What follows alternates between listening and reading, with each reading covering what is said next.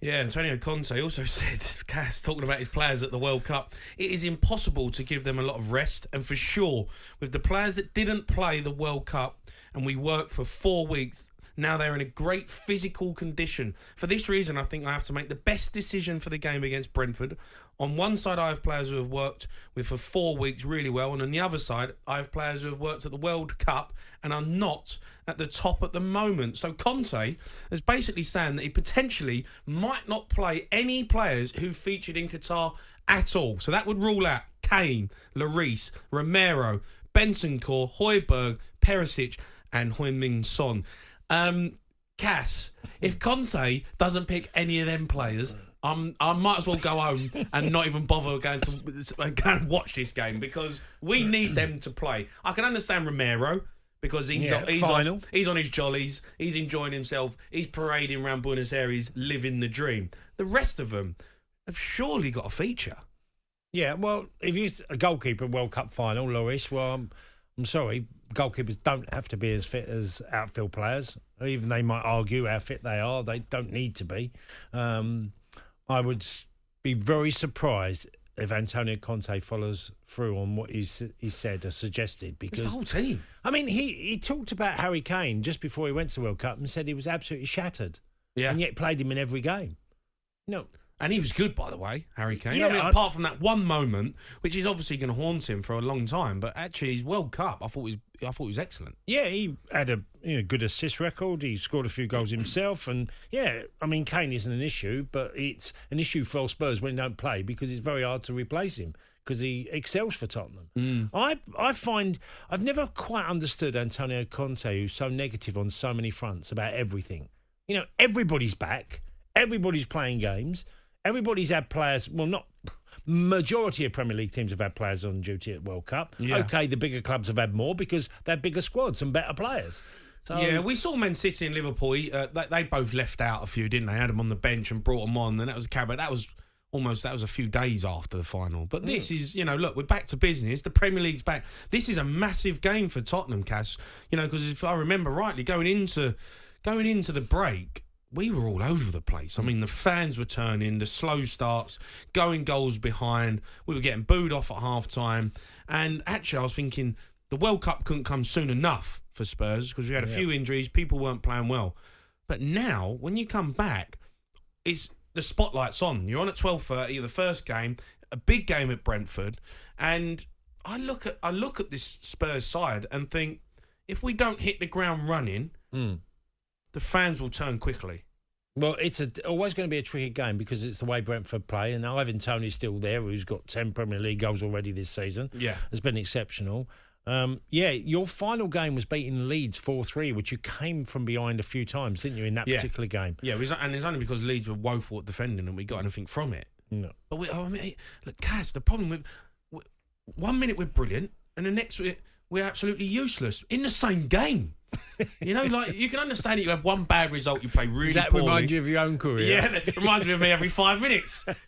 Every 10 passes, Cass. 1 minute I'm keeping the ball and spraying it all over the place. Next minute, can't hit barn door. No, look. I don't know how can you be like that as a team? I don't get it. Well, you just wonder, and like you said, fans will turn because if you'd have lost that game against Leeds, Tottenham would have looked like a team that won't make the top four, and then they remind you every now and again that they can make the top four. In the second half of most games. Exactly. So they're a strange team to predict already, and that's weird for me because I watched Antonio Conte's Chelsea, which were easy to predict. You knew what you were getting.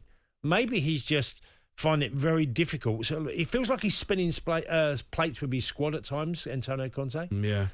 So, do you think Lloris should play, Cass? I know he's played in the World Cup final, but he's lost. You get it with Romero because they've gone back to Argentina and, they're living the dream for a few days. So you can understand it. But with Lloris, for me, he had an excellent World Cup. He'll be in a different mindset because they lost the final.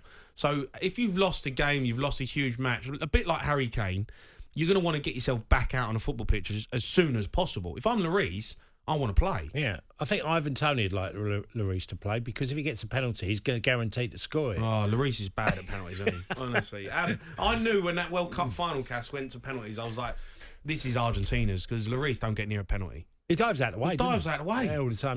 You know, I used to have the ump with goalkeepers that used to do that. You know, like for some reason, some keepers just go really early. You know, they just dive early, and it makes it so easy. And Messi was just taking the mick out of him in the end. But I always used to say to keeper, just wait. Just wait, because if he hits a great penalty, you're not saving it anyway. But if he hits a bang average penalty and you've waited and you go that way, you've got a really good chance of saving it. Lloris. Well, look, he had hopeless. You said rightly, because he had a really terrific World Cup. Okay, I'd like to think if I'm a player in this position that have just come back from World Cup finals, I'd want to play as soon as I could. I just want to get back and playing football, and I think Lloris would be no different. What about Harry Kane? I don't believe Antonio Conte is going to absolutely not play anybody that's played in the World Cup. I find that weird thing to do. I can't see how he would do that, because the players who were left behind and didn't feature in the World Cup were players that were not good enough to play for Tottenham.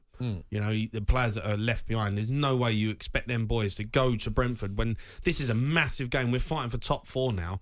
This is a big game where you need to go and get a result. Them players are not good enough. No. And look, take it a step further with Spurs is that if you're a team that have been very roller coaster in the way you play, and it's all been coming back and winning games, that only lasts for so long. You know, and Spurs have got a lot of good players, and I think that if he can get them going really quickly, come straight out of the blocks against Brentford, because Brentford will cause them problems. Mbeumo, Ivan Toney are all capable, and many, many others. The way they play, you know, they've rolled over Man United this year quite comfortably. I remember doing it to Liverpool as well. They're very capable on their day. If they hit it, Brentford are a decent side. Yeah, no, they are a good side, a really good side. Just on Antonio Conte, long-term future at Spurs, I think his contract's up in the summer. Pochettino's still floating about, Cass. He's still looking like he was, you know, he'd be interested in that Spurs job again, unfinished business. I know a lot of Spurs fans who would want to have him back. Do you think that'd be a big mistake to let Conte go? Well, look, Antonio Conte wants everything on his terms. Now, does the club keep doing that? How long's that going to last? Because in the end, you know, Tottenham have spent big. You know, they've got a new stadium. They've a huge investment. They have to pay up quite a bit of debt. You know, so they're a club that can challenge, but only to a certain level. Now, if he keeps coming in saying I want more and more and more, it may be a step too far. Yeah, but Cass, we need it. What's Pochettino going to do when he comes in? He's going to say the same thing. They didn't back him. 4 years ago when we had him? No. And that's why he ended up falling out with Conte's been backed at Spurs. Conte's been back to a certain level, yeah. I wouldn't say he's been like massively backed. We brought in some good players, but I wouldn't say we brought him. We haven't been like Chelsea or Man City, but I just don't think we can ever compete at that level. No, well, they're clubs that, I mean, Chelsea are not going to stop. Chelsea are clearly going to carry on spending, and they've been the biggest spending London team, I probably think, for the last decade or two. Just aggression all the time in the market. When the club was sold for a huge fee, like nearly $4 billion, I mean, what do you think a club that's been bought for $4 billion is going to do? It's not going to say, well, now we're going to start asset stripping. They're not going to do that at all. Yeah. No, they've got a few quid, haven't they? They're going to be after the biggest and the best. They're a club that want to be challenging for the title. Do you expect Spurs to be in the top 4 come the end of the season? I think it'd be nip and tuck, and I'm not quite sure. And the closer it gets to the end of the season, you're probably going to see a lot more antics from Antonio Conte and might not even want to sign. You know, he's very capable. Oh, Cass, it's a big one today, that, mate. It's a big one. 12:30, early kick-off. You know, the boys are going to be heavy with Christmas pud. Harry Kane still heads in the clouds with the ball. We still trying to find after it. 5 minutes. Oh, don't. You know what? The best thing that can happen, that, Cass? Yeah. Best thing that can happen is he gets a penalty in the first 5 minutes. Yeah. Because you know, as a player, when you miss a penalty like that, and I mean, we've never missed one on that type of stage, you want one straight away, don't you? It's like when you miss a golden opportunity. Just give me another chance, and I'll make it. And I think that's the best thing that can happen for him. And I'd want to give him the ball. It would never even be in consideration. He's the best penalty taker by a country mile. He is, yeah. He's best penalty. Yeah.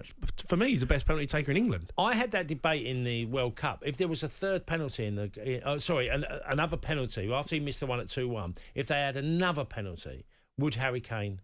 Would you give it to him? Well, absolutely. That's yeah. I mean, if you can't take that. Yeah, I mean, a lot of people were talking about that, Cass, but for me, he's the best penalty taker. He's fantastic at penalties. Whether he takes 1, 2, or 3, he has to take them.